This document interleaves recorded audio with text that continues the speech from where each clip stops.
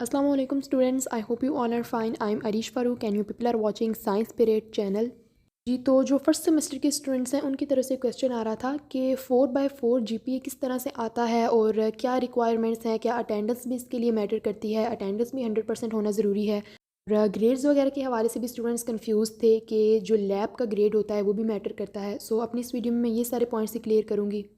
और मेरे स्टार्ट करने से पहले वो स्टूडेंट्स जो मेरे चैनल पर न्यू हैं और जिन्होंने अभी तक मेरे चैनल को सब्सक्राइब नहीं किया, इसी तरह की इंफॉर्मेटिव वीडियोस के लिए मेरे चैनल को सब्सक्राइब कर दें और बेल आइकन को प्रेस कर दें। Thank you so much. जी तो क्या 4/4 जीपीए लिया जा सकता है? जी बिल्कुल 4/4 जीपीए लिया जा सकता है अगर आप मोटिवेटेड भी हैं और हार्ड वर्क भी कर रहे हैं। और ये कि थोड़ा सा टफ़ ज़रूर है लेकिन इम्पॉसिबल नहीं है। और अगर मैं अपनी बात करूं तो जब मैं सेकंड सेमेस्टर में थी तो तब आई गॉट 4/4 जीपीए। उसके बाद जब मैं सिक्स्थ सेमेस्टर में थी तब भी मेरा 4/4 जीपीए आया था। और उसके बाद जब मैं सेवन्थ सेमेस्टर में थी तब भी मेरा 4/4 जीपीए आया था। और ये आपको बताने का मकसद सिर्फ़ और सिर्फ आपको मोटिवेट करना ही था कि अगर आप हार्ड वर्क कर रहे हैं और अगर आप मोटिवेटेड हैं तो ये इम्पॉसिबल बिल्कुल भी नहीं है। तो अब बात कर लेते हैं कि 4/4 जीपीए आता किस तरह से है। इस पर मैं एक और वीडियो भी बनाऊंगी जिसमें मैं आपको गाइड करूंगी, कुछ टिप्स वगैरह शेयर करूंगी।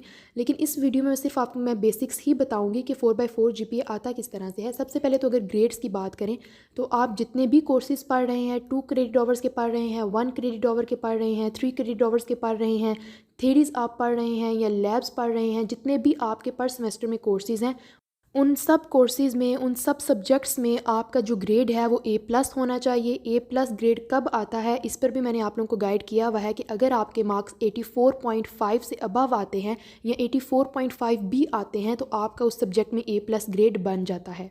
अगर आप थ्योरी के जितने भी कोर्सेज़ पढ़ रहे हैं उन सब में भी आपका A+ है, लैब के अगर आप 7 कोर्सेज़ पढ़ रहे हैं उनमें भी आपका A+ है, तो आपका 4/4 जीपीए बनेगा। प्रीवियस वीडियोस में मैंने आप लोगों को बताया हुआ है कि जब A+ ग्रेड आता है तो साथ कुछ पॉइंट्स भी मिलते हैं। हर ग्रेड के साथ पॉइंट्स मिलते हैं। A ग्रेड है, A+ ग्रेड है, B+ ग्रेड है। जब आपका A+ ग्रेड आता है तो आपको जो ग्रेड पॉइंट्स मिलते हैं वो 4 मिलते हैं। इस तरह फिर आपके जितने भी सब्जेक्ट्स हैं, थीरीज़ हैं, लैब्स हैं, उन सब में आपका A+ आया तो सब में आपको 4/4 पॉइंट्स मिलते गए। सबकी एवरेज निकालें तो जीपीए 4/4 ही बनता है। अब नेक्स्ट बात कर लेते हैं अटेंडेंस की, क्योंकि इस हवाले से भी स्टूडेंट्स के माइंड्स में ज़रा कन्फ्यूजन चल रही थी।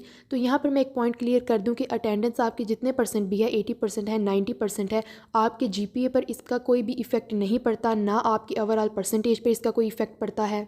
अटेंडेंस सिर्फ यही पर मैटर करती है कि अगर आपकी 70% से किसी भी सब्जेक्ट में, थ्योरी में, लैब में 70% से कम अटेंडेंस है तो आपको फाइनल टर्म के पेपर में नहीं बैठने दिया जाता।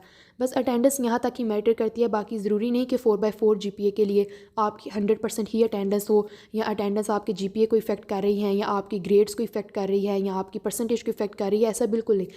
लेकिन वो स्टूडेंट्स जिनका टारगेट A+ होता है, या वो स्टूडेंट्स जिनका टारगेट 4/4 जीपीए होता है सेमेस्टर में, उन स्टूडेंट्स की फिर यही कोशिश होती है कि उनका कोई भी लेक्चर मिस ना हो। वैसे तो अगर आप क्लासेस छोड़ रहे हैं, लेक्चर्स छोड़ रहे हैं, तो डायरेक्टली तो कोई भी इफेक्ट नहीं पड़ेगा आपके जीपीए पर या आपकी परसेंटेज पर।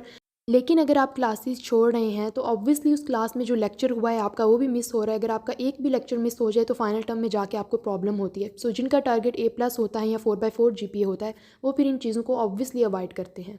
और मैं भी आपको यही एडवाइस करूँगी कि अगर आप कोई टारगेट सेट करते हैं या 4/4 जीपीए का टारगेट सेट करते हैं, A+ ग्रेड का टारगेट सेट करते हैं, तो अपनी अटेंडेंस सबसे पहले इंप्रूव करें और अपने साथ सिंसियर रहें। Wish you people all the best. अगर किसी का कोई क्वेश्चन है तो वो कमेंट बॉक्स में पूछ सकता है। अपना ख्याल रखिएगा। वीडियो को लाइक करना मत भूलिएगा, चैनल को सब्सक्राइब करना मत भूलिएगा। इंशाल्लाह फिर मुलाकात होगी। अल्लाह हाफिज़। Thank you so much.